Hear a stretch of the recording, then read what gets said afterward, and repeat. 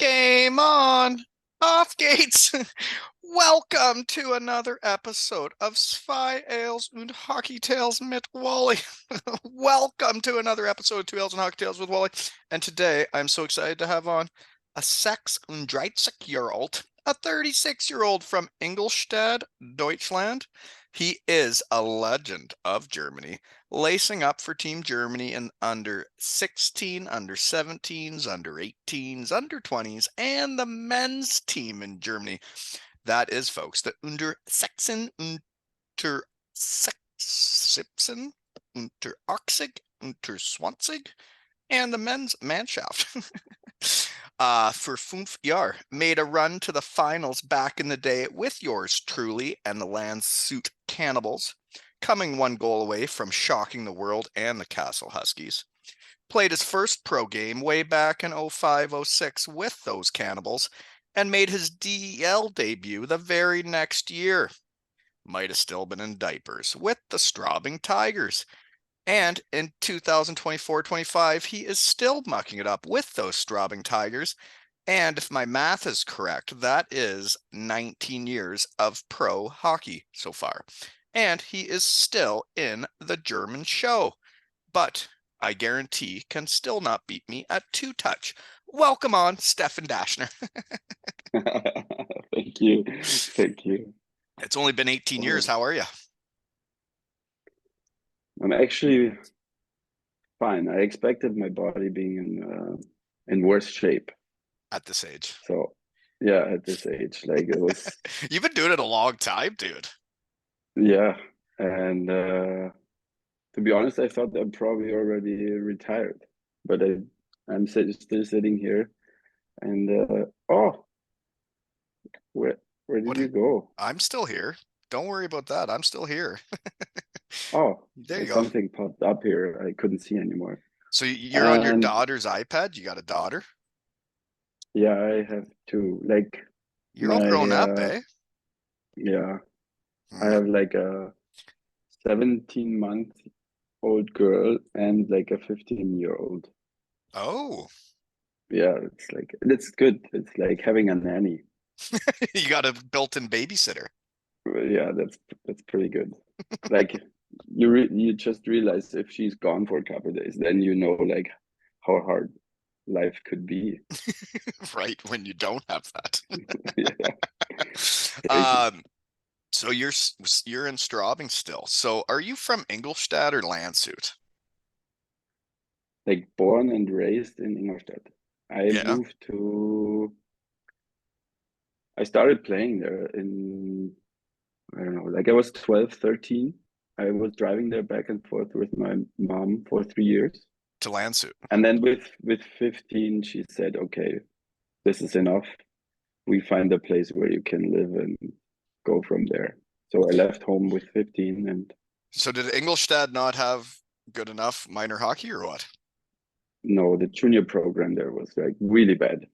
Like Oh, at that time, if you had like, I don't know, maybe twice, 3 times a week you had practice if you played just for one team. So I had to go like the team above and underneath to get like more time on the ice. hmm, But even that wasn't enough, like to become like to see the little bit more professional. right. And Um, then I'm coaching under 13 boys in Canada here, and you should see it. During the season, we got like 50 minutes of practice a week, I think it was, and then we'd play a game or two, and that was it. And then there's been snowstorms, and everything's been canceled for like a week, and we're in playoffs because all these teams need to make up games. They've canceled every practice for the rest of the season. We only play games now, wow, that's crazy. isn't it? Wow. Yeah, and we talk about Canada being the big best hockey country, and it's like, well, how long's that going to last if the kids don't get ice time? Yeah, it's gonna be an issue for sure. Hmm. But But I get into that- how we know each other, Dashy. yeah, You were like a child when I played with you. What were you, like yeah, 17 or 18? yeah, must be something like that. I guess it's 18 years ago 17, and you're 18. 36, so then you're 18. Yeah, 18. Yeah. Because I was like a little boy. my research team got confused today because when I played with you, I could have sworn you played for Team Germany in the World Juniors and you guys played Team Canada in the top group. But then when my research team got hot today, it said you won the gold medal and got them promoted that year. Yeah, it almost was like this that every second year when the under 18 team played in Group A, they went always down, And and then they go back up. our year was the team who brought them back up. So I was in a bad like spot, let's say. My age, like the 88s, they were like just there to get the boys up again, and then the other like then 89 get their ass kicked again. I remember those days because I remember talking to Dirk Robel in Bietigheim, and he was an 83 like me. And he's like, yeah, like it's weird because one age group will be good and they get promoted, and then the next age group's not good and they get relegated. Yeah, it's, I guess, that's every year. but is it still the same? Because now Germany seems to be pumping out more players than they used to. Yeah, there was like they had like 2, 3 uh years where they've been really strong, especially like the years with Stützle and Paterka and all those guys. Obviously, I think they stayed up for 1 or 2 years, and then the Right. same thing happened again. Like, Yeah. but yeah, it's true. It looks like that we have like more guys now coming out who have that, how do you say that, superstar gene in them. Like Like at that my time, it cider, wasn't really. Yeah, Dreisaitl. Yeah. you that yeah. There was nobody going over there. Well, and Even like for juniors, nobody. you saw the four nations with Canada, US, Sweden, and Finland, but it's like I would really like to see the best Germany team play now because you guys are better than you used to be. Yeah, like if in the end everyone shows up and digs in, we would have like a decent team. Yeah. Like, but the thing is, though, then in the end, you have the guys playing in the NHL. Some making playoffs, some are not. Yeah, so then you get Some to the like world just take a championships, rest. you don't have the best Yeah, team. Yeah. And then yeah, it's still I still don't get it. It's like for the Canadians, they play in the NHL and they could get the call to Team Canada and just say, "No, I'm tired. It's been a long year. I made my millions. I'm not going to play for my country." You know? It's like, yeah. "Really? You could play for Team Canada and you're just going to turn that shit down?" I think a big point would be to change that is if we would not have the championship every year to make it a little bit more worth. Yeah, and bring So the if best like players. maybe even second every 2 years would be fine. Hmm. To then the player is gonna have their rest, but if they're gonna get called, they're gonna go. Yeah, and it's way better for the fans to have the best play the best. Yeah, it's Hmm. way more interesting. When I played it in Prague and Canada, kind of honestly, that was probably the best team I've ever seen on Team Canada, and they kicked the shit out of everyone. There, you actually could see that they're really the best, Hmm. but they were sending the best. I mean, Crosby stopped playing against us after the 10th minute and he scored. He was just sitting in there that the crowd was like happy. So what But tournament was this? This wasn't the World Championships? Was this the best on the best? that was the best on the best. Yeah. That was, must be now 10 years ago. I think it was either 2014 or 15 when in Prague. Yeah. And it was crazy. It was insane, like to watch them play. Jager was there too with the Czech team. That was crazy when he entered the rink. I was like, the mayor is in town. Yeah, he's a Okay, bit or of a legend. not even the mayor. It's like more the president because he's like famous in all Czech. Yeah, yeah. But it was like this was probably one of the nicest experience I So ever had. that's got to be one of your best hockey experiences. I think Yeah, that would be so neat to get to go to one of those tournaments. And it's like those guys that got to play in the four nations and actually represent their country best on best. Like That's an honor. But then also getting to go out and play those games, those are gonna be the funnest hockey games you ever play. Yeah, it was 100%. Like it was nice off the ice, on the ice. It was a really nice experience. Like, Prague's a cool city too, eh? yeah, and it's. I mean, I didn't know, but they showed up with like all their families and stuff. Like they brought like I don't know, 200 people or something. Like and the whole like all teams were in one hotel. It was huge, and you were running into each other once in a while. So I remember when I we played Sweden, and I like made a huge hit on Ekholm, like knocked him out. He was bleeding so bad, He's a big and I boy guess too. yeah, like he kind of hit his like cheek because I'm tiny compared to him, and he was like hitting his head right on my helmet when I hit Mm, him right in the chest. right. And the only bad thing was I was running into him every single day in the hotel, and he was wearing glasses because his like cut and his stitches and had a nice big blue eye. And I was like scared, to be honest. I was young at that time, and every time when I was going to the buffet and he was standing there, I was like, I was waiting for somebody coming with me. I was like, oh boy, Um, because I, they sent us off the ice. They sent us off the ice both at the same time in the same direction without securities. I was and like, you had man, just this guy's broken his face. yeah, and he was like, so he's like, man, if I come back and you come back, I'm gonna kill you out there. I was like, okay, buddy, I'm not gonna coming out there again. I just get sent down. Just leave me alone. I was just playing the Yeah. game. Oh boy. That brings Yeah, it back a was. memory for me though, was when I was in Bietigheim, and I think it was the year we won the championship.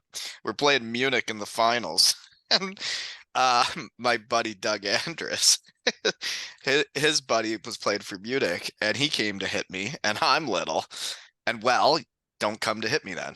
My helmet hit him in the mouth Yeah. and knocked out all of his teeth. And apparently, he was getting married in a week or two, and his wife was some Oh, mad at me. that's crazy. Oh Yeah, my goodness. knocked out all his teeth like 2 weeks before the wedding, and then we beat them too. Sorry, don't hit me. But yeah, that was when we were there.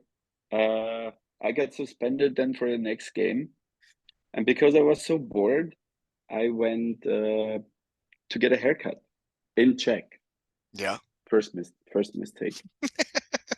You don't do that. You don't do that. I wasn't. I when I went to Prague, I wasn't planning on getting my hair cut. Yeah, I got my hair like I was sitting there, and she was talking kind of a little bit of English, so I was okay. Should be no problem. And we were almost done, and then I was like, okay, everything seems perfect. And she's like, hey, I just gotta shave your neck a little bit, you know. I was like, yeah, Get the fine, neck cheese this, off. Yeah. yeah. And in the end, I had like a total different haircut. In the end, I had like maybe a little palm here, no more hairs here, and I was about to get married 2 weeks later.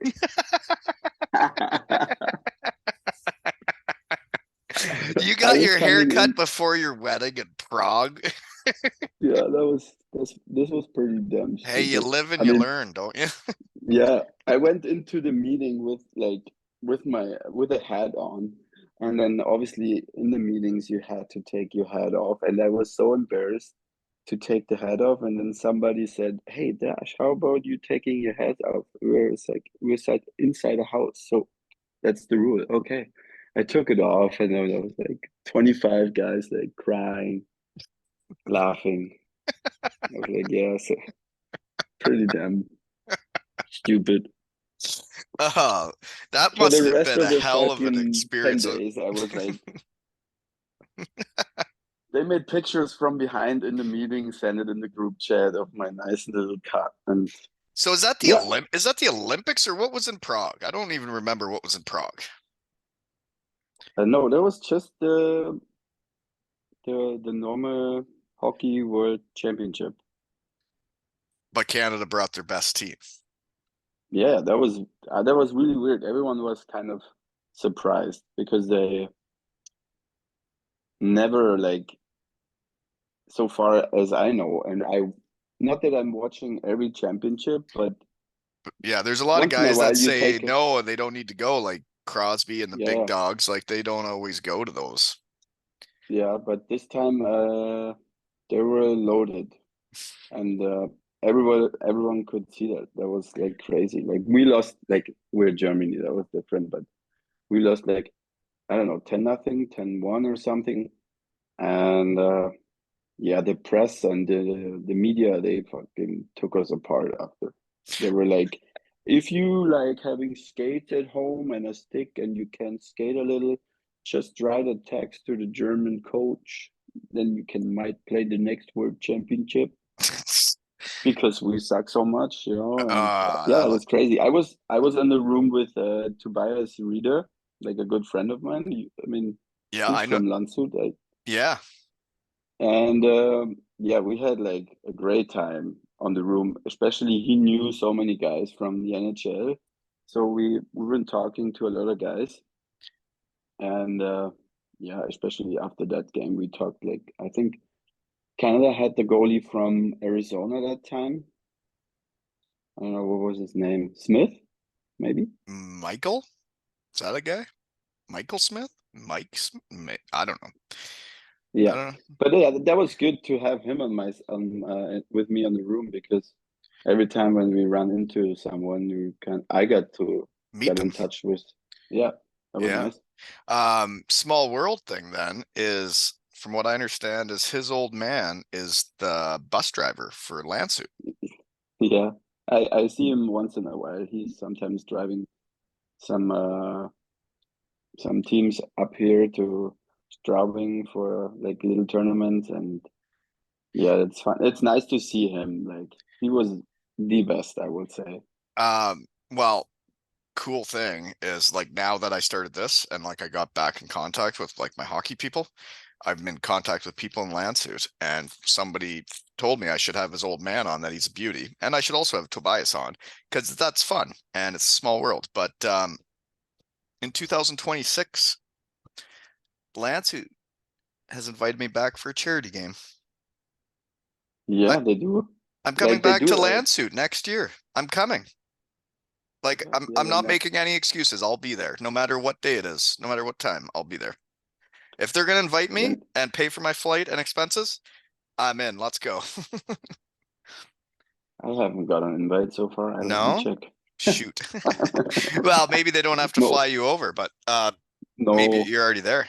But you imagine that was 18 years ago we played together, and I only was there for 1 year. And to think that they're gonna have me back for charity game, like that makes me want to melt, Yeah, that's nice. isn't it?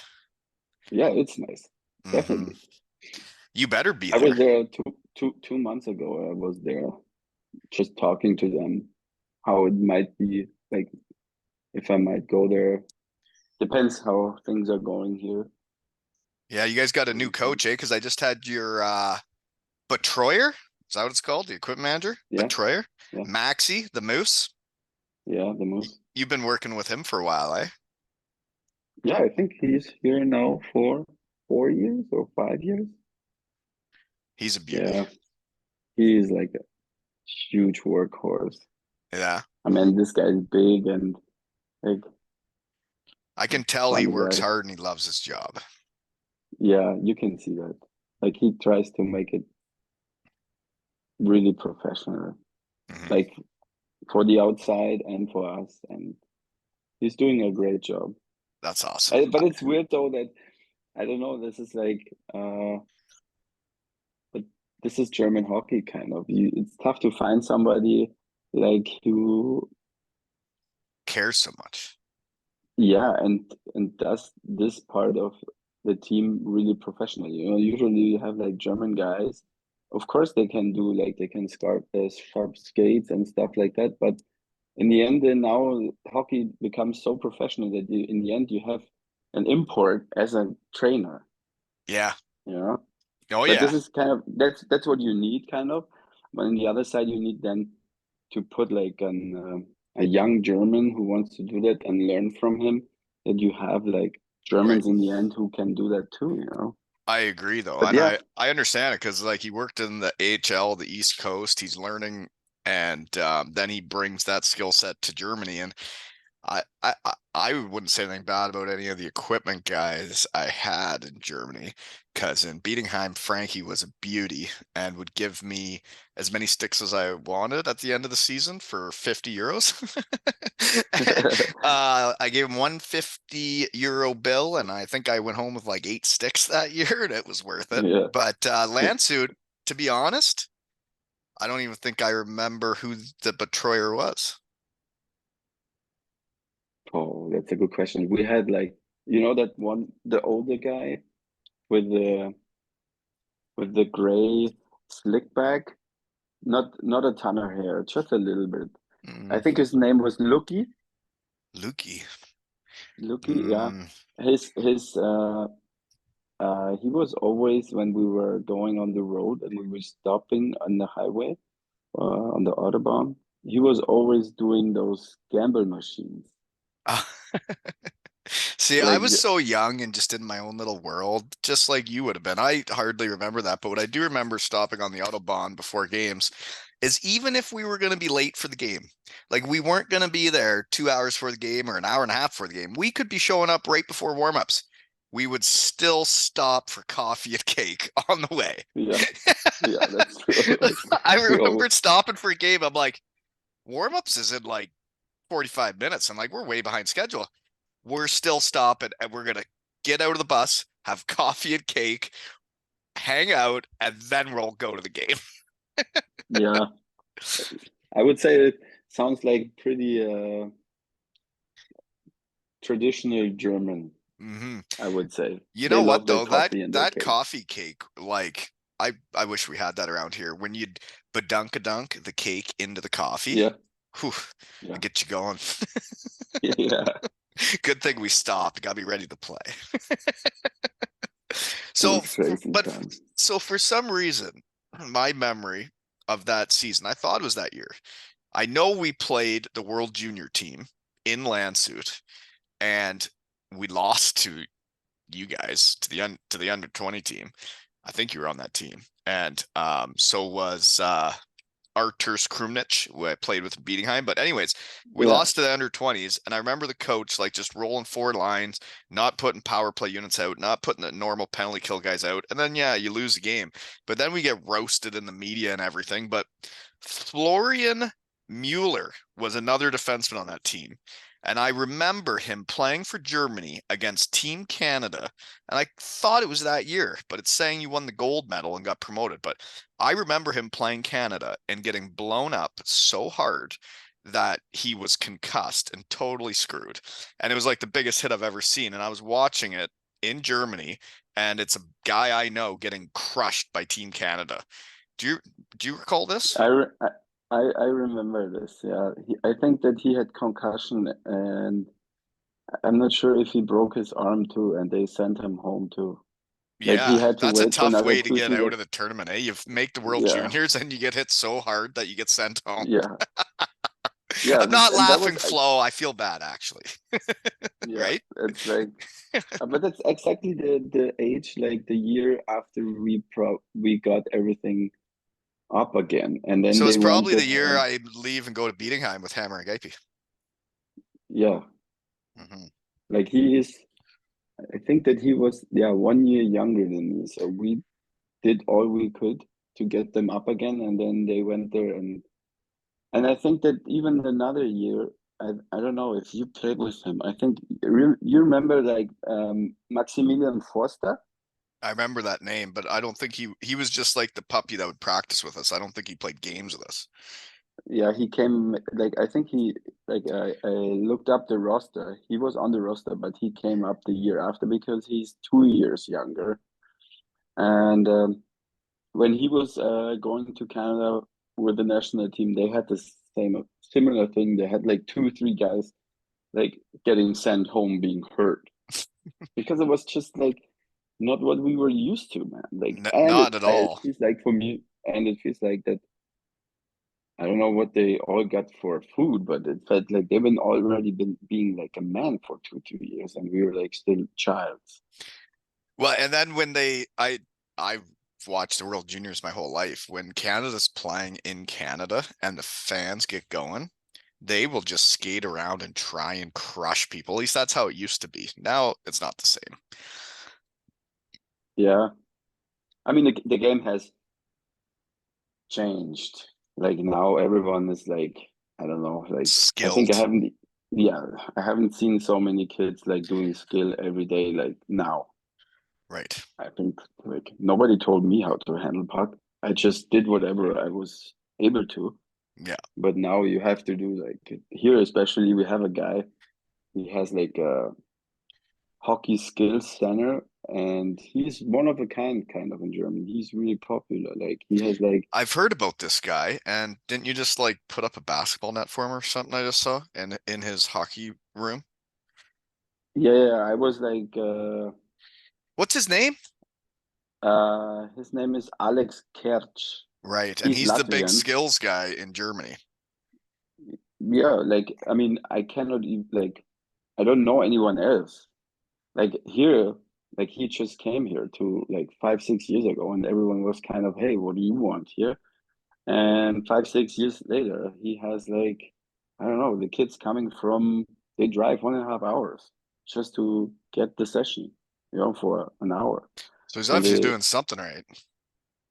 yeah, it's insane. Like, and the setup now he has, like, he's looks like that he's putting everything he's like earning right into back into the business just to grow and feels like that, and it looks like that he's doing something right because now he has like I don't know 200 kids, and they're not all from Straubing because Straubing doesn't have as much kids. And he has probably like 50, 60 professionals which are coming like during the summer working with him on the ice, off the ice. So yeah, he must do something right, 100%. I found, yeah, like growing up, skills wasn't, you didn't go out and really do skill stuff on your own. There'd be power skating, there would be hockey camps, but it wasn't just about like skill work. And then when you would do practices, there wasn't much skill work. And when practice was over, you usually got skated enough that you're like, I'm done. I'm getting off the Yeah. ice. You wouldn't stay out on the ice and like work on things, you No, know? like this is like that's what's pretty common right now still, even in professional hockey. Like you kind of have to put those things like in like during practice Hmm. when you have the energy and the mental stuff still. Because after, I don't know, getting work done for an hour or 1.5, why or how should you do that after? Right. It's just like I don't want to say it's useless because then everyone should stop it, but it's even tougher. You're not mentally there. You're tired. You just want to leave and just rest. Hmm. And with Alex, he's with us on the ice too. We either have it before, and our new coach introduced it, kind of putting one or the other drill in between, so we get rest from our normal practice for a second, and then we do something with him, and then we go back and do the rest of the practice. That makes sense. But you need a good, yeah, you need a coach who sees that, Yeah. and be open for that because there's a ton of coaches out there that just want to do their Their thing. thing. There's no the room for others, and this is like one of the biggest issues like human beings have in like leading positions. They're not the Using all most of their them. They're not, resources. yeah, they're not able to like communicate with the people around to get the best outcome. I totally agree with you. Yeah. It takes everybody to win, and you need to use all everybody you got. Yeah. Yeah. Um, yeah, so okay. I don't really know. I just wrote down random things, but another guy I've had on that I think is an absolute dandy that is now coaching kids in Straubing, under 17, I think. Cody Lample. Yeah. Lamps is a beauty, eh? Yeah, he is. it's nice having him still around. Like It's nice an to import see that sticks around after his career's over, eh?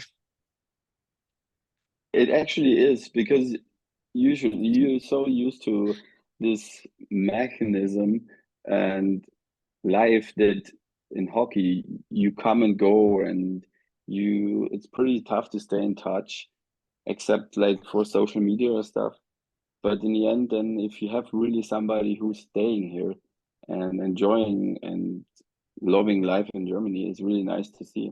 And especially him, he's like a funny dude. Like, Yeah. I mean, he's like one of the easiest guys I've probably ever met. You know, he doesn't need much and is always happy and in a really good mood. Uh, I don't know if I ever seen him grumpy. Like maybe He's a good guy to hungover, have but around raising the puppies and Straubing, eh? yeah, he is like the effort he puts in, like his body language.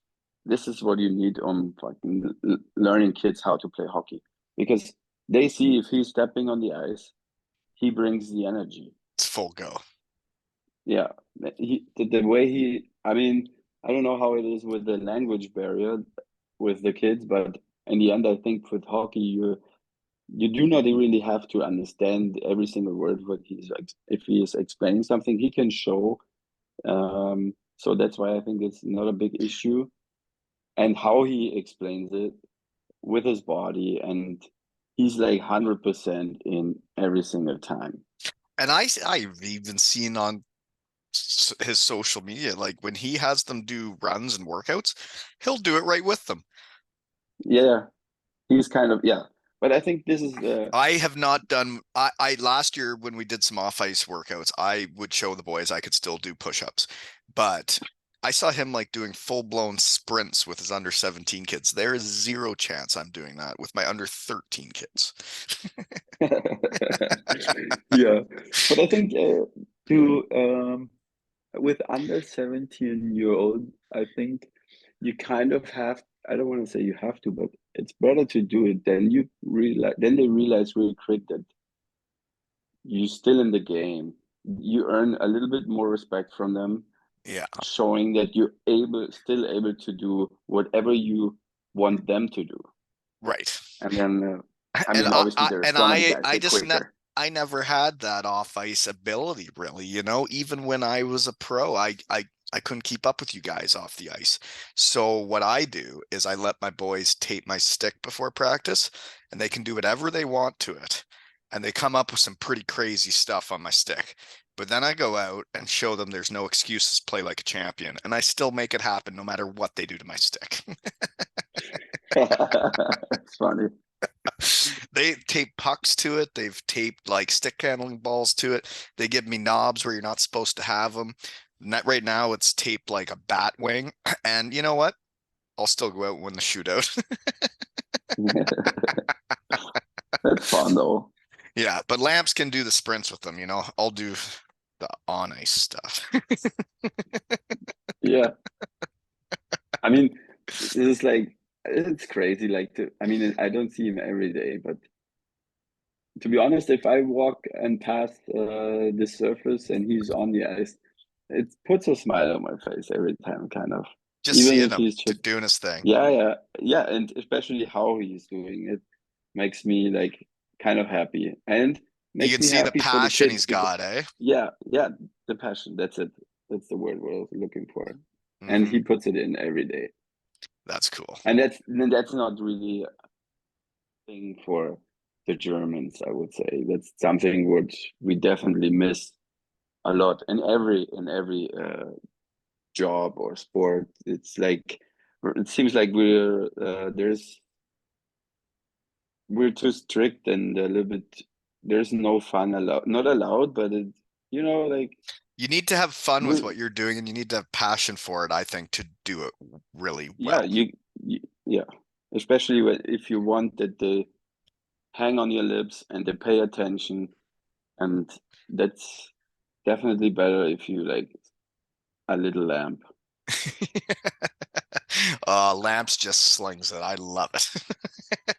Yeah. Oh man. But so speaking of when we played together, um, I came late. Once Bill True got his German pass, and then you guys needed an import, and then they brought me over to play with Brandon Dietrich. But then we went all the way to the finals, and Castle had a way bigger budget. They had finished way ahead of us. And then we went to the finals and nearly beat them. Like went to overtime of game I 5 of a I best of still talk 5. about it. It still I'm still hurts. talking about it. It's I don't know how many times I told that story because it's like once in a lifetime story how this story ended. Like Mm. I still remember how I was sitting on the bench and seeing the guy, the defenseman of Castle, like crossing their blue line and hitting towards the red line and just wanted to dump the fucking puck and almost set his ass already on the bench and realized that he scored and the puck just went in by like a dumb puck. It Oh, wasn't even a I've shot. seen I've seen the replay. It was like it's on YouTube. We had just killed 2 penalties in a row, and the guy went around the net and hit the guy for a one-timer. Right when we killed the second power play on 4-on-3, and it was that Drew Bannister that scored, and he was coaching in the NHL this year. And it's like, man, the difference between winning and losing changes people's careers. It's like that guy goes on to coach in the NHL, and it's like, yeah, It's yeah, crazy. it is crazy. But I remember, like, I was still young. I had lost in the finals in the Coast my rookie year. Then I came there. We lost in the finals in overtime of the final game, and it's like, man, this is awful. But then I remember like Tupel and the older guys that like they were bawling. They were crying their eyes out after we lost. And I wasn't. And then once you do win, the next year when we won in Bietigheim, and you realize the difference between losing that game and winning that last game, it changes everything so much. But then come the end of my career, when I realized I was running out of chances to do special things, I was the guy crying in the room after you lost. And when you care Mm, so much and you know what it can be like when you win, it makes it so much harder to lose. true. Yeah. Like I remember sitting there and probably thinking the same thing like you did in the same situation. I was like, I saw guys like hurting, crying, and I was almost feeling bad that I couldn't show the same emotions. And Yeah, not me that too. everyone, that somebody, I just didn't want that anyone thinks You don't that care. I don't care. Yeah. I agree. And that was actually pretty tough because we had some guys, they like Oswald, Tupal, they they've been fun. They all, but sometimes they've been hard on us too, and when it's needed. And I could now totally, I can totally understand What how they're hard it thinking must was have when been you, for, yeah, yeah. especially And like Ozzy, like coming back out of retirement to try and help us win, and then we get that far. And like he was the guy that took the 2 penalties in overtime. That's not going to make yeah, you feel good for the rest of your life. But then like Tupel had played there forever, and he was the ice hockey god. Remember? yeah, Camille yeah, Tupel, ice hockey god. And that he almost won that championship with them too. Like, man, yeah, that was tough. Yeah. it I was mean, who tough. was in, who was Cineburg in the net? Yeah, Yeah, yeah. sure was. Yeah. And He he he was ran into me incredible in those yesterday. playoffs. Really? Is he still around there? Yeah, he's coaching now here. Really? Yeah, The way he he goaltended, well, it wasn't a way you'd teach people how to goalie. no, I He would was say so old too. Yeah. school, like stand up, and he was little. And when you'd go in on a shootout on him, you had no idea what he was gonna do. That's true. Yeah, yeah. I I still remember when the young like kids would come in on a shootout, and if they had their head down on the shootout, he like, and was just coming out. he would come out and like slide tackle them. Yeah, yeah. I remember that I scored a couple on him. Like I remember one time I don't know, we had that weird drill. 5 guys were shooting, and I was the top guy on the blue line. I shot, and I would have hit his head, but he moved it, so he went bar down. Everyone went bananas. He didn't like that. I went over to the bench and grabbing a drink, and then all of a sudden the puck hit me right in my fucking back of my head. I turned around and I couldn't see anyone because there was not even somebody close to me. And as I was looking further around, I was like seeing him in the net and showing me the finger. You know, like he got upset so quick, and You, especially the biggest with us gamers young guys. can lose the can get upset. Yeah, Eh? Goalies yeah, can get like that when the good goalies do get upset when you score on them. yeah, 100%. I remember Max Brandl, I think it wasn't. Yeah, it was him. Maybe he was like trying uh, on a drill where you come from the corner and you attack the net from the corner, and either you go wrap around or in front of that. He just tried to shoot on his calf, and he right away gave him like a huge sling right in his back. Like he Two was hander. upset. Yeah, two-hander. Yeah, that was funny. That I mean, season. now you see those things and you laugh about it. At that time, we were like, "Fuck, man, what is going on with this guy? Why is he so crazy and upset about everything so quick?" And every time when I run into him, and sometimes we talk a little bit longer and we talk about all this old stuff, we just laugh. Oh yeah. It's funny. Or the two Czech guys playing like they were playing like chess the whole time, like on the bus, and everyone was sleeping, and those two idiots were like playing the whole time. Tupel and City would just play chess all the time. All the time. Yeah, that was crazy. Yeah. This I really mean, brings back then there was memories. another Czech guy we had on our team, or Alish who was it? Kratoshka. Yeah, Alex Kotorska. Yeah, yeah, yeah, I remember yeah. after we made the finals, we had swept Helbron, and they said, "Okay, everybody go out. You guys have some fun. You're going to the finals, but we're going to practice tomorrow at whatever time." And we went out, and I went out and let everybody know what I was about. And then Abshi, what a great line mate he was, came to my apartment in a cab and picked me up and brought a croissant and a coffee for me and got me to practice. And we showed up in a cab. And I don't know if you recall this, but I was standing in the middle of the room naked when it was time to go for practice, and everybody was dressed ready, and Brockman came in, and I was still naked, and I gave him the flex in the middle of the room and showed him my pipes. And he didn't know what to say, and he was trying not to laugh. But then I thought I was in tough shape going out for practice until I saw Alish, and then I knew I was fine. I wasn't the worst one because he couldn't even stand up. We were Yeah, doing like the horseshoe or a flow drill, and he just stood in the corner and wouldn't go and just held on to the boards. yeah, yeah. Those are the things. I, I That's what mean, you I kind of remember. remember.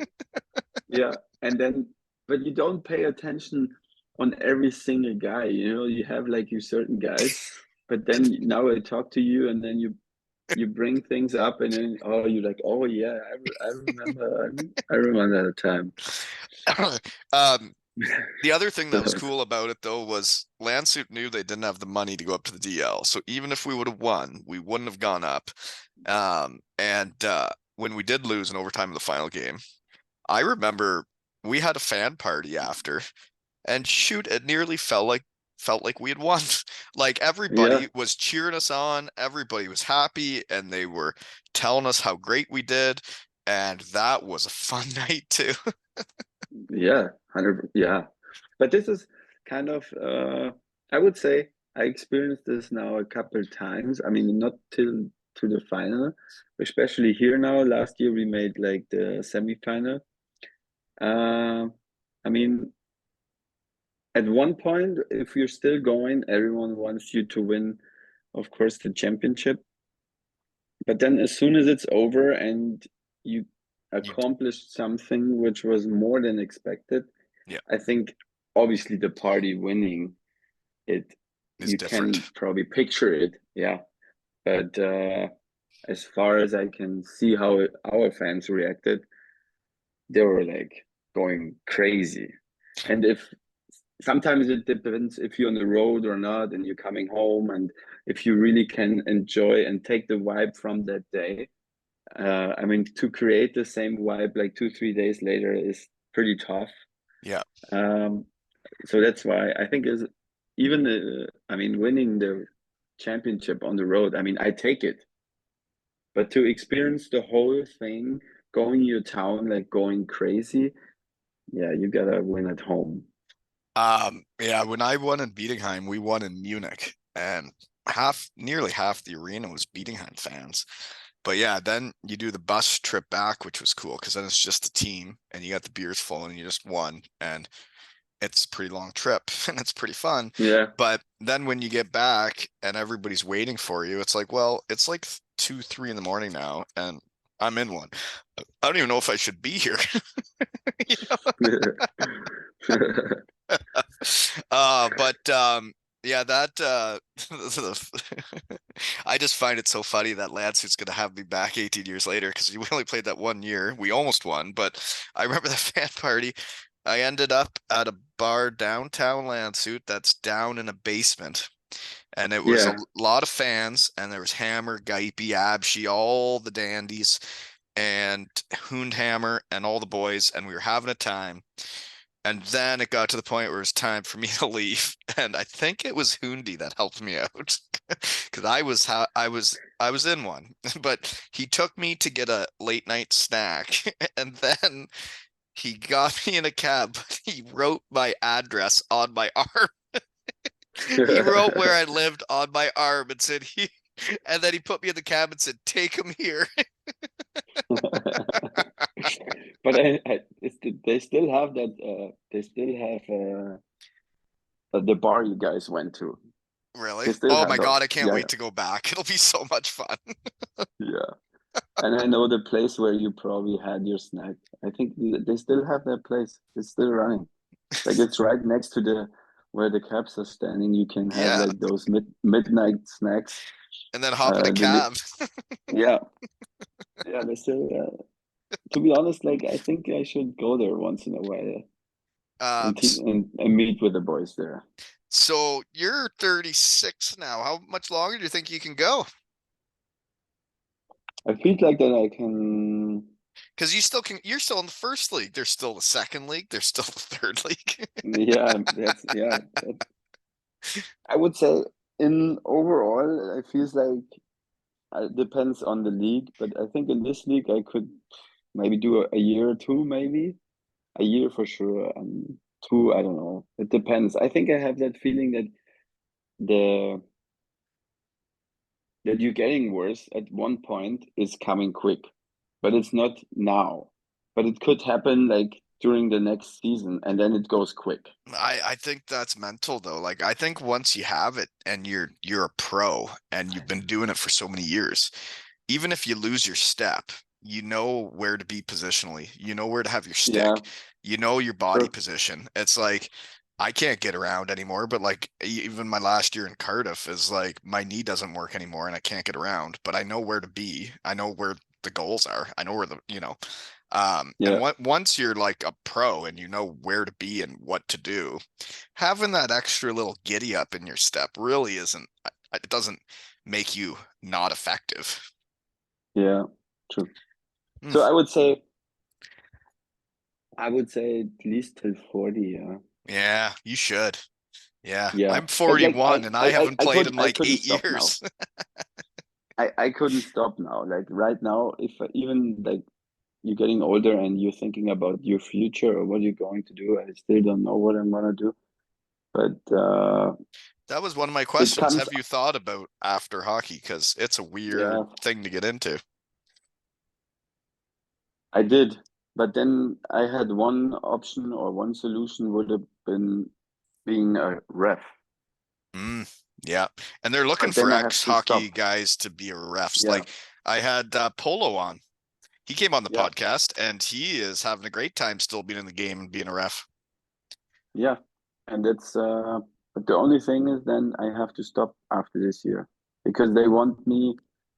They have that development program for the players that you almost make it in 2 years to the first league as a main ref, not linesman, and they want you, or they would want me up there before I turn 40, Right.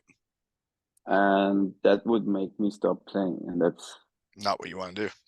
makes me a little bit like Uneasy? gives me a yeah makes me really like doesn't give me a good feeling to leave Yeah. hockey like this. I'm not leaving it behind, but it When you can doesn't still feel do right. it, you want to play, not ref it.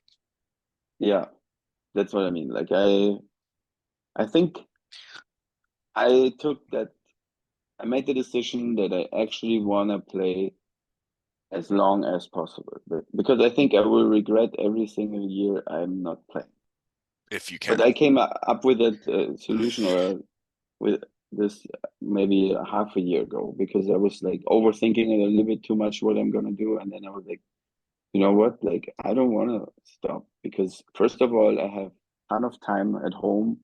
I can spend a lot of times with my kids, with family, which gonna be such a big difference if I start working. And you get Like, an off season. You know, you get like a yeah, summer where you don't even play. It's like in the real yeah, world, you work all the time. yeah. That's what I mean. This is like, I mean, depends on if you're making playoffs or not, but it's 3, 4 months where you have like you still have a lot of time to work out, but you're still at home.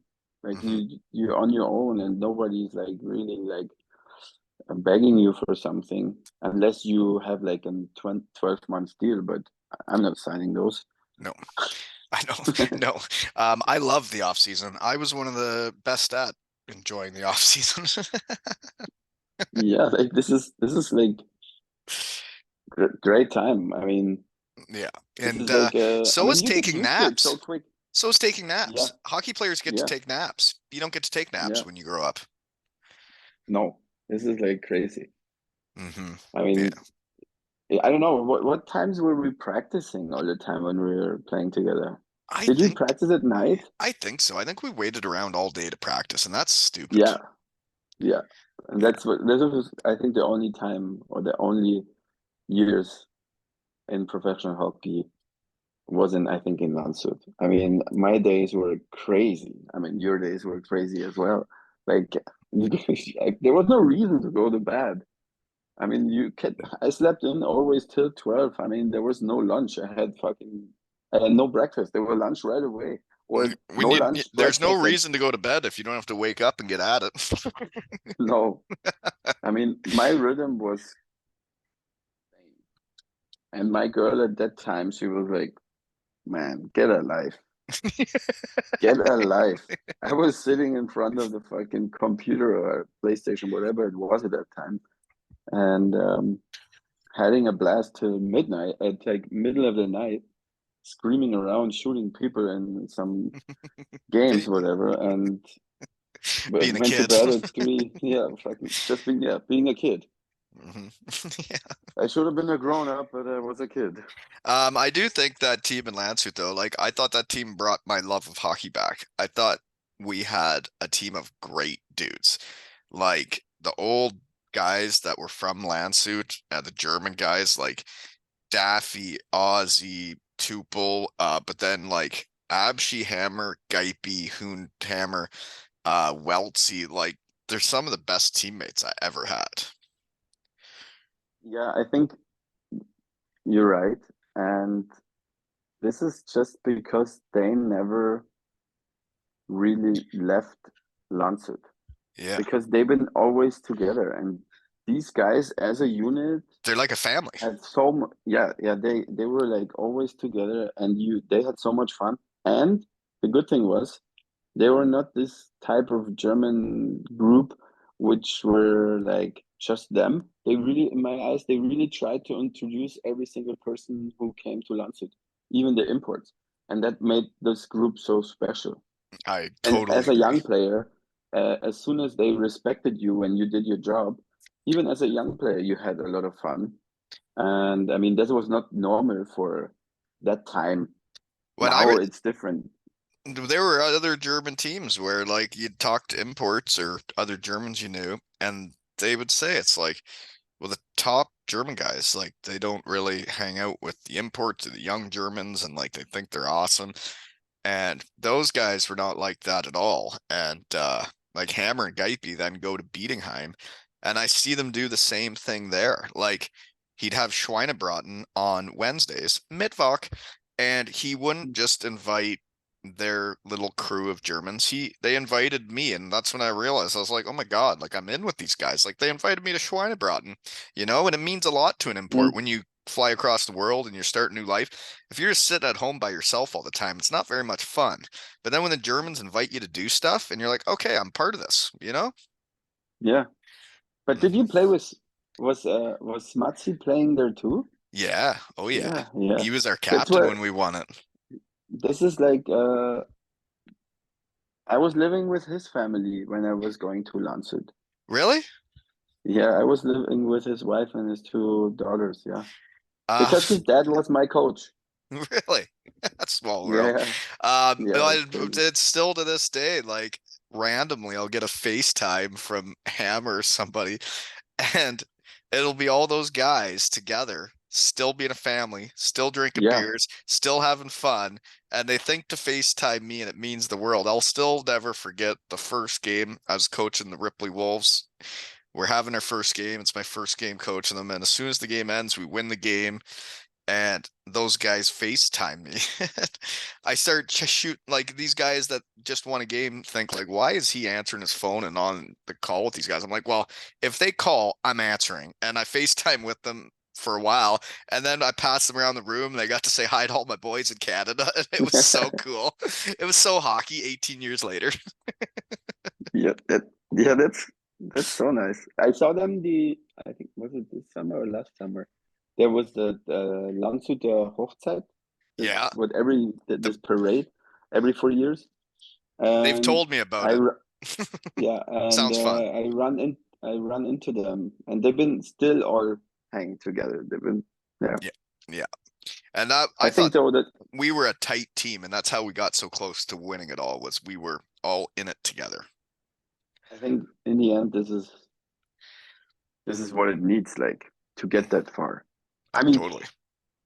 in the end, the players have to be good hockey players.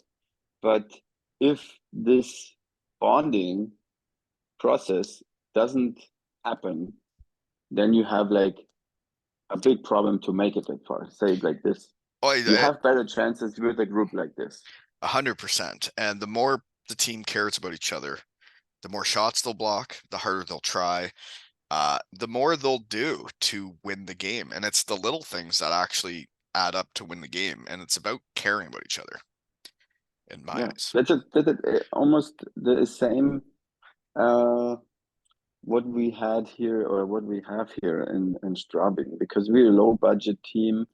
Um, we do not have like as much talent as the other teams, and obviously we cannot afford like these type of players what the other top teams have. But the only thing what we can do is like care for each other. Yeah. And in order to do that, is like the manager has to do a certain good job of finding The right people. guys with good character. Yeah, Hmm. and this is like the 7 years now I'm here. This is has changed a little bit. For this year, he told me in person that he took a little bit more players with a little bit more talent, not as much effort and work ethic. And this is the only difference between this year and the other 6 years. But we're on paper, we're really, really good. Right. But we have to, we're still finding ourselves to get like what we just said, that the passion for each other, like the sacrifice for each other, to get this last 5%, what you need That, more to be yeah. successful. And it isn't much. And it's like my under 13 boys that have had a hell of a year, and we've won 3 tournaments, lost in the finals the other two, and then ran through the regular season. We went to our first playoff game and just thought we'd throw on the skates and just go out and win. and we didn't play with the passion. We didn't play with the care and caring for each other and like doing the extra 5% you say. And like when you don't play the right way, you don't win. And we have a game tonight, and I can't wait to see them play again because I think they have learned from their lesson, and they do care about each other, and they do care about each other, and it's not just about themselves. And I can't wait to see them go out and fix it tonight. You know? Yeah. Yeah. What time are you guys playing? Not till like 8 at night and a road game like an hour and a half away. You know, busy days. I'm only coaching 3 teams and have a real job. But if you're not busy, what are you doing? You know? Yeah, that's true. But I like coaching. I actually love it. And seeing teams come together and like have the bond like we're talking about, and you see a team actually be connected and care about each other, and it's not about their goals or assists, and like nobody's even paying attention to who scores. All we know is who wins and loses the game. That's when like I'm like, okay, I love this shit. Yeah, it must be like, I mean, I've coached now just a couple once in a while with the kids, but it took me a while. But then it really like it slowly took my heart kind of because first I was like, okay, I'm just here for once or twice, and this is it. And then you see like the fire in their eyes, like the desire and the passion, and then you feel almost with every single one out there, And and it's it's you're right. It's like when I would go out when they're just like little buggers and they're not on a team, and you just skate around pylons and shoot it on a net, and they're not just a team, they're just going out and like doing hot skill stuff. But like when they give you a team, and it's like this year and last year, like they give you a team and you get to pick the team. You have tryouts, and you decide which players you want, and for whatever reason, but then that's your team, and you get to take them from the start of a year to the end of the year and see how good you can get them at hockey and how much of a team you can make. Man, it's wild stuff, and it's so different than showing up once a week or twice a week. It's like this is my team, and this is what we can do. You know? yeah. But to be honest, like this is like if you had a good coach in your juniors, you will never forget about him. Mm. Well, He's gonna I be for hope I you, don't suck at it. I'm doing my yeah. But best. he's gonna like obviously you're gonna remember most of them, but there is gonna be some where you definitely look back, And you remember it. even yeah, and you like yeah, man, this was a hell of a time. Instead of saying, oh, okay, yeah, that was 2 years. They were okay. Yeah, I like the other coach more. But if somebody, like you said, like Lambs, for example, I cannot even see that somebody of his team is saying one bad word about him, even if he's mad or upset or something. because I they think they're know not he taking it cares really, as much as anybody. yeah, and he's probably not like they don't take it personal. I mean, I think that he When like Lamps is the type of guy that's not going to be doing it for himself. He's going to be doing it to make every kid as good as he can. And he's going to be doing yeah, it for them, not himself. yeah, Mm-hmm. exactly. Mm. Do you have Yeah. any questions for me since we haven't seen each other in 18 years? I'm gonna have to get back to the real world in a bit. And did you say you have another podcast today? Who's this other Yeah. man? Who's this other man? What? We have a podcast called Strafbank, Okay, so penalty box, on penalty box. It's a and Straubing one. it's a Straubing one, yeah. And I haven't been on there, and it was funny because it was you and them asking me at the same time for the same day. I was like, and I haven't got asked before at all. I was like, what is going on? Like, if the day is maybe another 4 or 5 hours longer, maybe somebody else is asking me too. And yeah, I don't Well, know that's what they're cool gonna though. talk, what they're Podcasting gonna is talk fun. I'm about. having a great time today. It's great Yeah, seeing you like again, dude. Like thinking of doing this. I remember the day I thought of doing it, and it like hit me like a lightning bolt, and I was like, so I could see all my old friends again and like catch up and shoot the breeze and like and just find out what's gone on with them since I played with them. And since I thought about it, it's just taken over, you know? For how long are you doing it now? 4 years. You're episode Wow. 450, dude. Wow. Yeah, yeah. Been Crazy. busy. I've caught up with a lot 450. of friends, and I'm sorry you're episode 450. I didn't mean it Yeah, to that is. take this long, but I didn't know how to contact you. That Instagram thing's a handy tool. Yeah, and the thing is though, I haven't had Instagram. I started half a year ago. Right, and that's how I found you. I had no social media, and that Has I it was not saying helped you reconnect with a lot of former teammates? that's what I just wanted to say. Like it's I regret it. Yeah, I, but the only thing is like I was like always saying to myself, I don't need that. Otherwise, I I stayed away from a lot of trouble. right. I mean, I Yeah, can see like I mean stay in I your own see little what pocket. Yeah, yeah, yeah. I saw like people getting in trouble, let's say like this, and I didn't want to go through it. And I was like, oh, yeah, but it's not really necessary. But in the end, I probably would say I would at least I would have 20 guys where probably I would love to have like a little bit more contact. And yeah, over the time, but you're maybe the guy who just brings up and gives me the idea that I just look out and find all the other guys I just want to contact. right. And it's See? what I've been doing, and it's so much fun because guys don't change that much, and everybody's still the same guy. It's just, it's like for me, I didn't get into any of it because I'd grown up in a small town where, well, it's a Mennonite community where most guys were against any social media.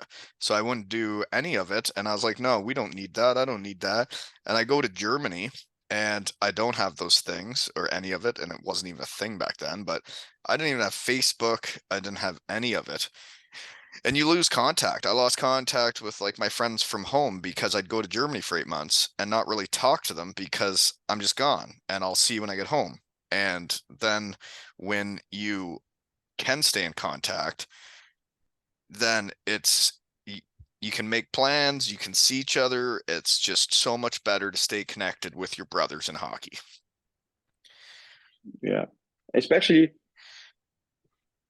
I have that feeling that there's talking helps humans so much. Mm, indeed. Like it's like I mean, you have to grow and learn first, I guess, and when you learn your lesson. But we all I would say it doesn't matter what you talk really about. In the end of the day, if you have a good conversation, things you're in a flow and things come and then you share things together and in the end of the day you walk out of a conversation With a smile. and yeah, and most of the time, I'd say 99%, you feel better after. I agree. Even if this was not the point that you want to talk and feel better, but you feel better. Well, it's like when I do this, it makes my day better every time. Whether it's a guy I haven't seen in 18 years, whether it's a guy I haven't seen in 2 years, whether it's someone I am just meeting for the first time. When we get to sit down and talk hockey like we're on the back of a bus after a game and actually get to know each other, I feel better, you know? And then Yeah. like the cool things that happen on Instagram with doing this and the weird funny things that happen, it's like I have a Danish stalker gal now that sends me pictures of the players I played with's butts, and it's hilarious to me that someone is going to their games and taking pictures of their butts and sending it to me because it makes it feel like a really small world. And when someone sends you something like that, it can just put a smile on your face, you know? Yeah, it's true. Even if I'm not into their butts, I think it's funny to post it and say, you better talk to me, Thomas Spelling. I'm gonna get my creepy stalker Danish gal to keep taking pictures of your butt until you talk to me, because it'll be fun.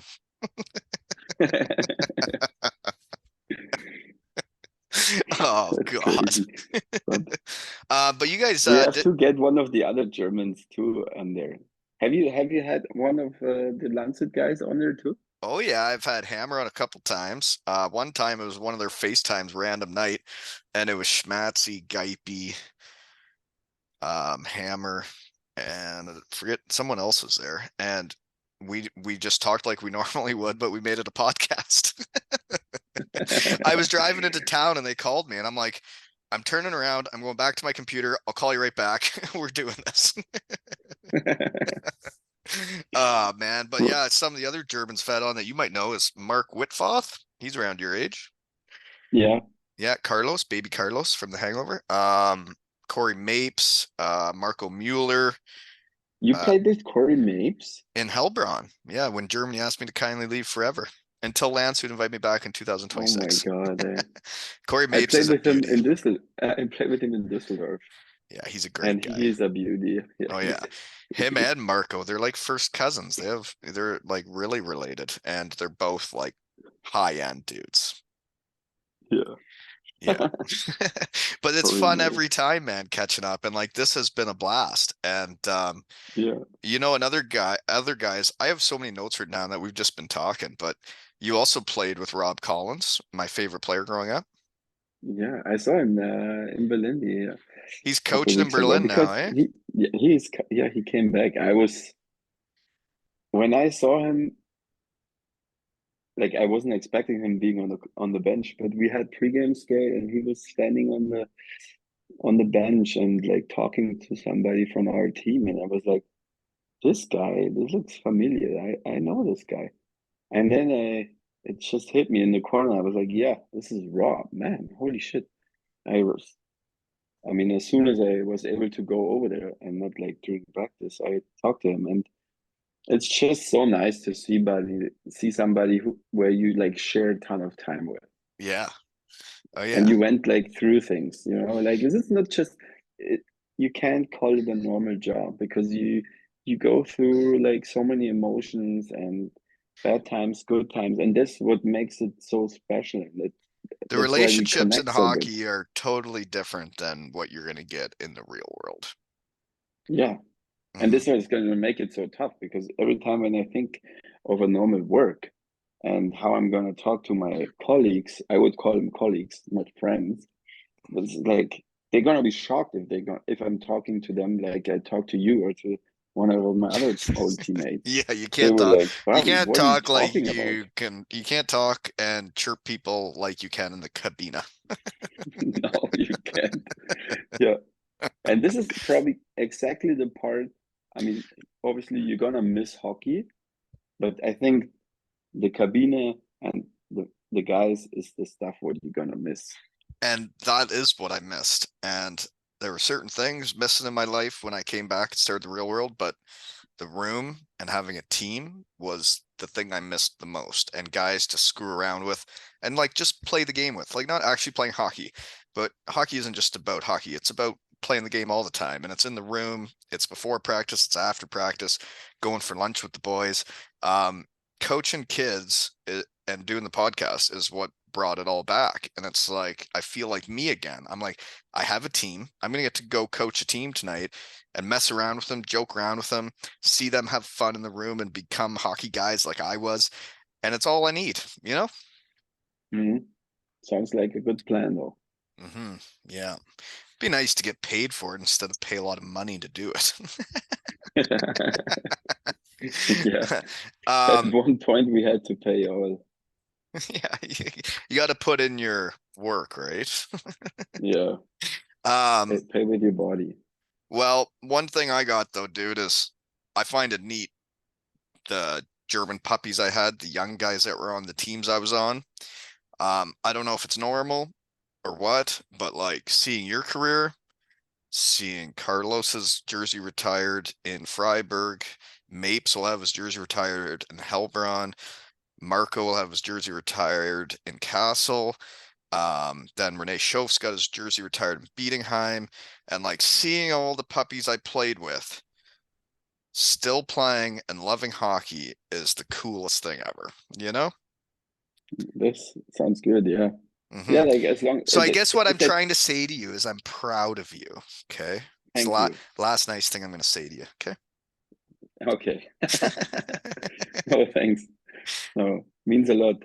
But it's like if I always said if I don't show any passion anymore, and if I start calling hockey work, it's about to stop. Right. Yeah. Like it's like this They is say what I play tell hockey, my not go daughter to all the work. time. She's like, "Oh, you gotta work." I was like, "No, it's not work. If I once say work, you can call the manager and tell them to take my stuff and bring it home That because makes sense. it's not work."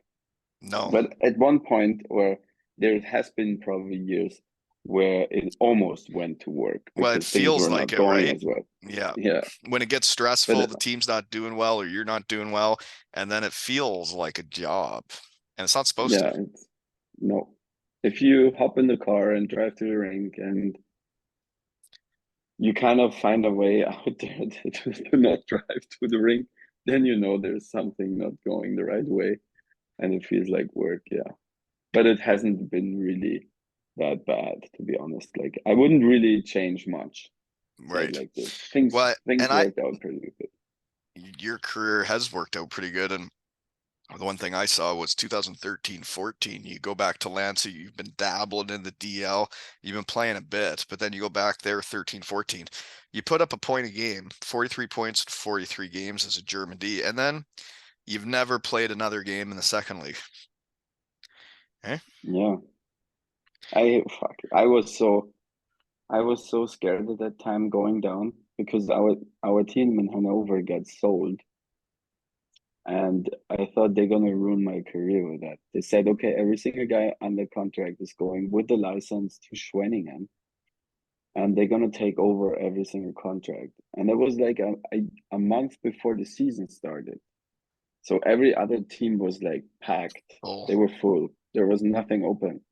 So I said, okay, if I'm going down, then I go to the city I have any kind of passion and love for it. And my ex-wife, yeah, at that time was from there, and I said, okay, I go there. But I was scared.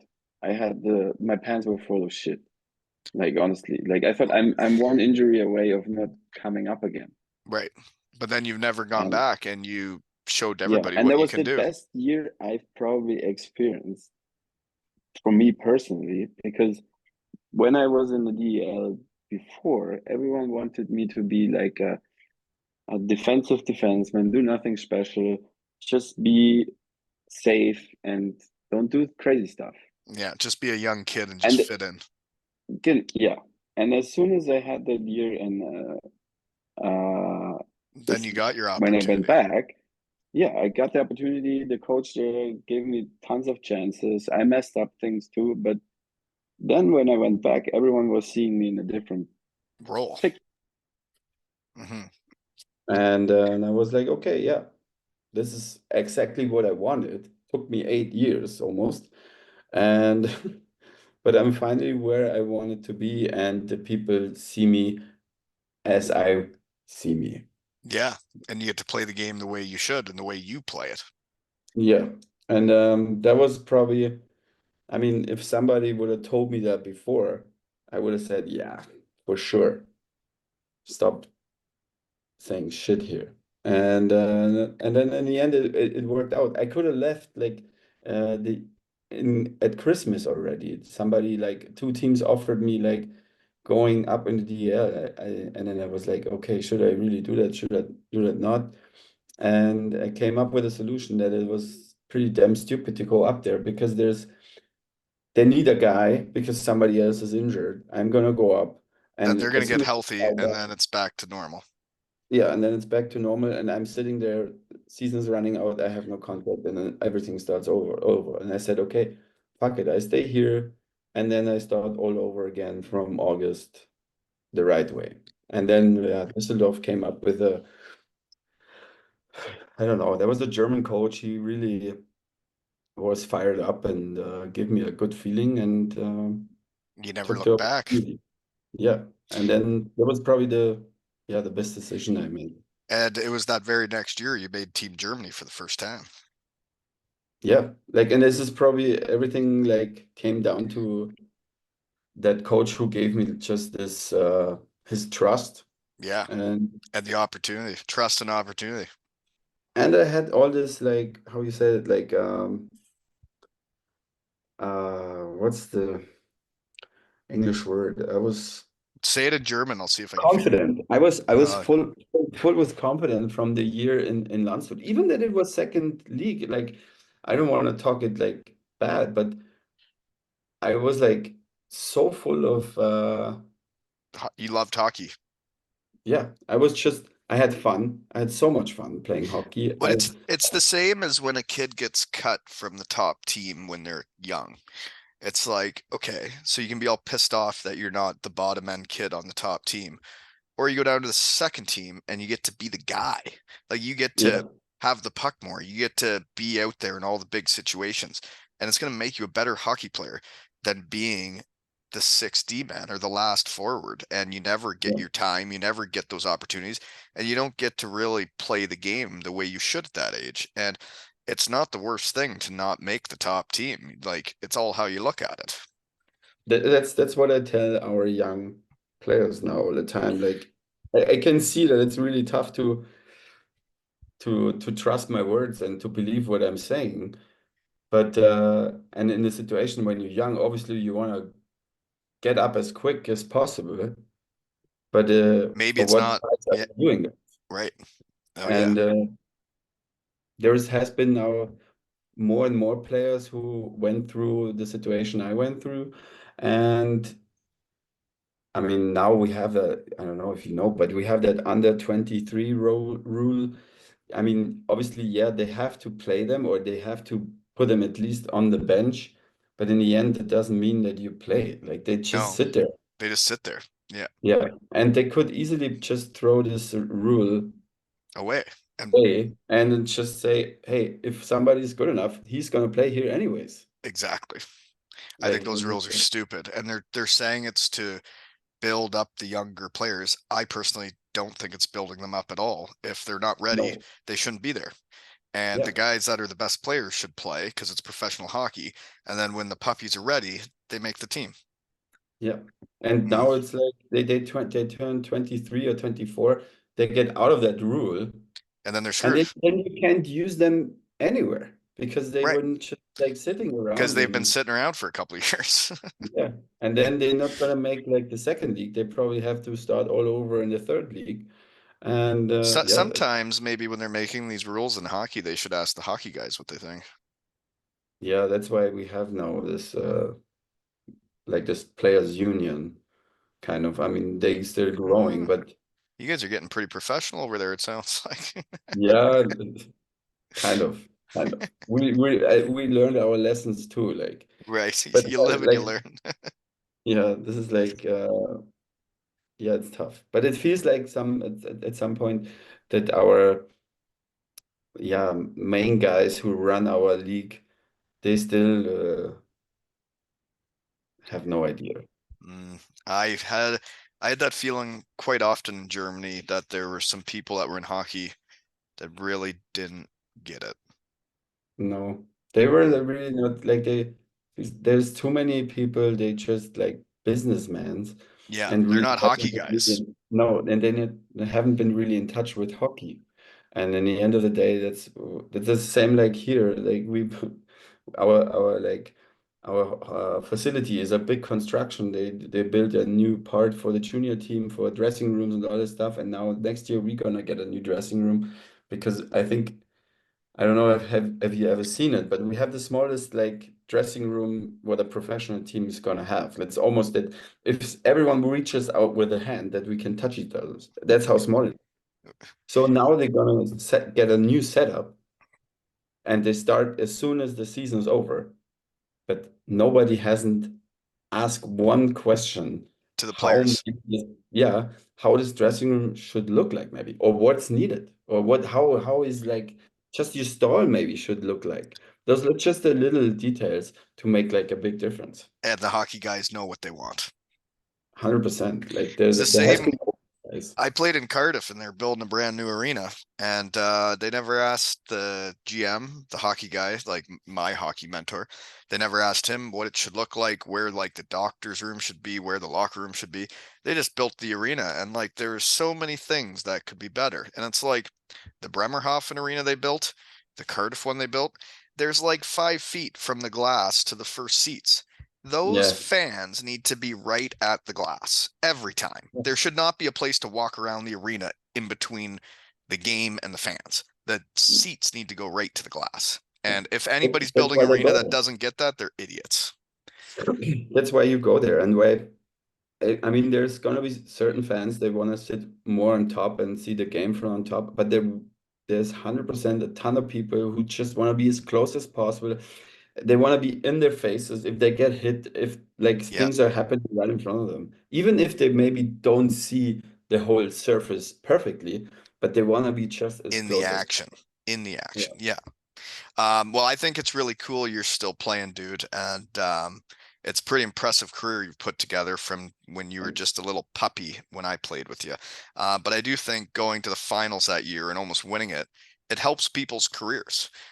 Winning helps people's careers. Going far helps people's careers. It's like that playoff run, both teams we put out offered me a contract the day after we put them out.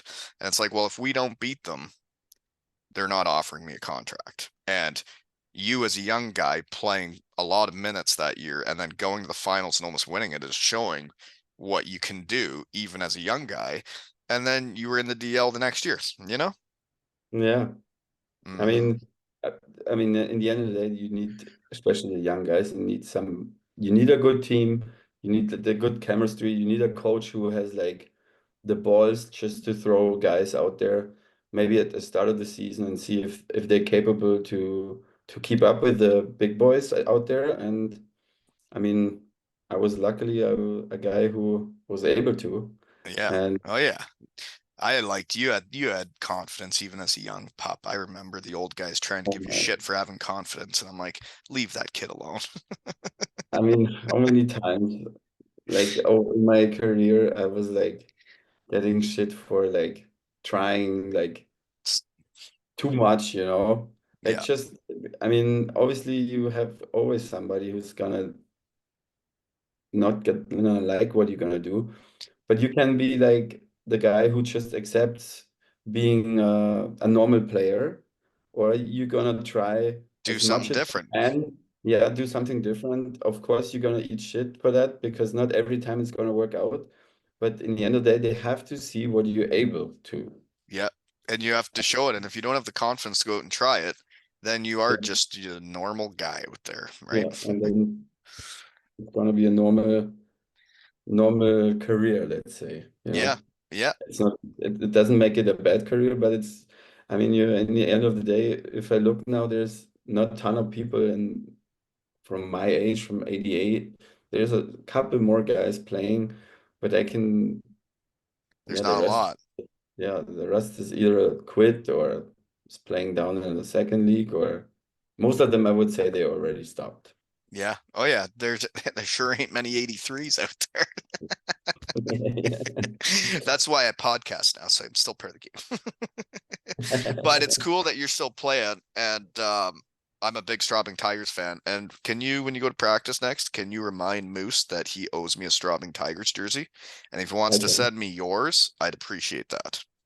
Yeah, I tell them. Okay, remind him. He told me he was sending me one, and he still hasn't done shit about nothing. You know, don't Okay. don't talk about it, be about it, right? Yeah, I will put real pressure on it.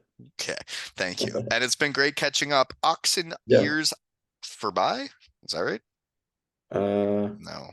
Jahre später. Später. Yeah, Ja, genau, später. genau. Genau. And and this has been another episode of Two L's and Hockey Tales with Dashy and Wally.